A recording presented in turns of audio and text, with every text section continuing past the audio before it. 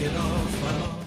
Good evening, viewers. Night Eye here, bookending the month with another review for all of you. And what a review you'll be getting, since the third season of Ducktales put out a Halloween episode. First thing we see in this episode is that the kids are getting ready to go trick-or-treating. Huey is Gizmo Duck, Dewey is a pirate on vacation, and Webby is pretending to be a demon so she'll blend in with the other nightly terrors. But what's going to be Louie's costume?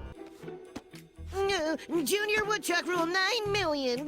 After the title sequence, which is sung by a different lead vocalist to give the theme a beautifully spoopy opening, we see that Scrooge is locked up the mansion for the night because he's going out to maintain his childhood trick-or-treating record. This sort of throws a monkey wrench into Donald and Della's plans, since Donald wanted to give out candy to trick-or-treaters, and Della wanted to play haunted house. So Scrooge suggests they move their plans over to Launchpad's house. Unfortunately, Launchpad's convinced that all the Hungaries, as he calls them, are real monsters that appear every 31st of October to invade people's houses and steal their souls to eat, that he unleashed in his childhood when he read the ingredients of a candy wrapper that he mistook for a mysterious ancient tome. So, to be clear, you think this night is a monster curse that you unleashed on Duckburg as a child?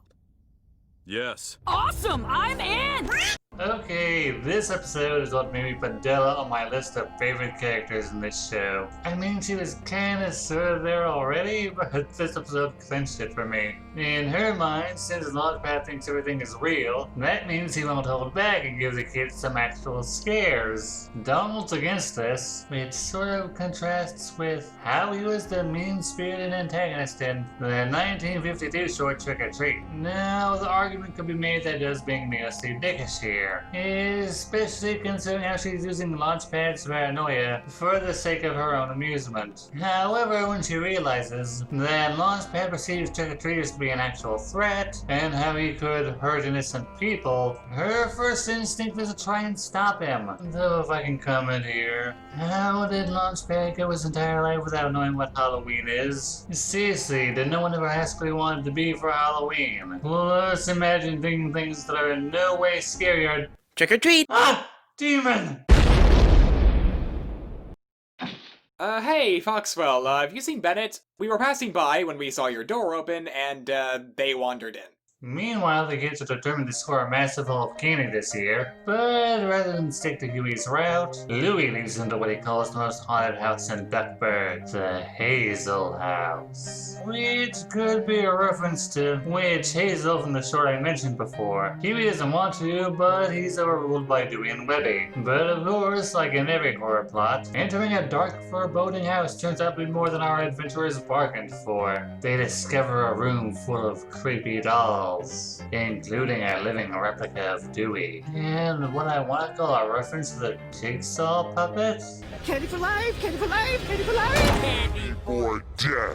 Don't you turn my motto back on me. Okay, yeah, I'm convinced of it now. Disney just puts all of their best writing into their TV shows, don't they? Considering what they put out this year, I wouldn't be surprised. You know, they say be careful what you wish for, you might just get it. Webby wanted to encounter actual monsters, and here they are, including what the wiki identifies as this universe's version of Witch Hazel. TV Tropes likens this episode to Ducky Horror Picture Show from the original series. In that episode, the monsters found out they were portrayed in horror movies to be offensive. Here, the monsters find Halloween in general to be insulting, and scoff at what modern kids consider scary. The monsters were the ones to start the rumor about Hazel House, so curious trick-or-treaters would visit it, and the monsters in turn would scare the kids so badly that they would leave their candy behind so they could eat it. But since these particular 4 kids came straight here, they don't have any candy for the monsters to steal. So now they're going to eat the kids instead.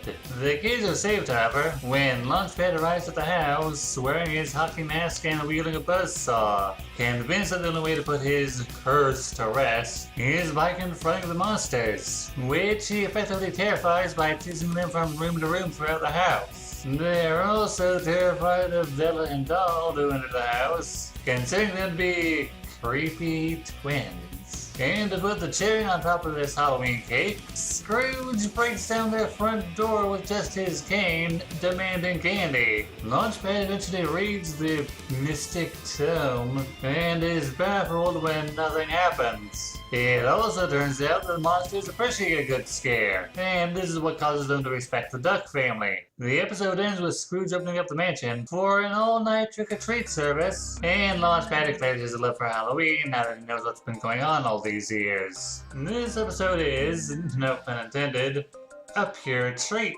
If you're a horror fan, you'll love all the references made in the episode, and there's a bit of commentary here on what different generations consider scary. Kids today don't appreciate the classics. You're scared of, like, random kid stuff. Puppets, clowns, little girls in wells. What is wrong with you guys? Sure, it's a bit on the nose, but hey, I still liked it. Webby also saying that they need to dress up in scary costumes so that the monsters won't harm them, and how treats will appease the creatures of the night are also nice nods to the traditions of Halloween. I also like how the monsters weren't just ducks, like most of them were in the original show. The witch is a vulture, the Frankenstein monster is a dog, and the vampire is a bat. If there's any kind of summer note I have with the episode though, it's that Duckworth is mentioned, but he doesn't make an appearance. I mean, what kind of Halloween episode is complete without a ghost? Especially an episode revolving around a haunted house. This is Night Eye saying thanks for letting me share my thoughts, share yours with me, and have a happy Halloween.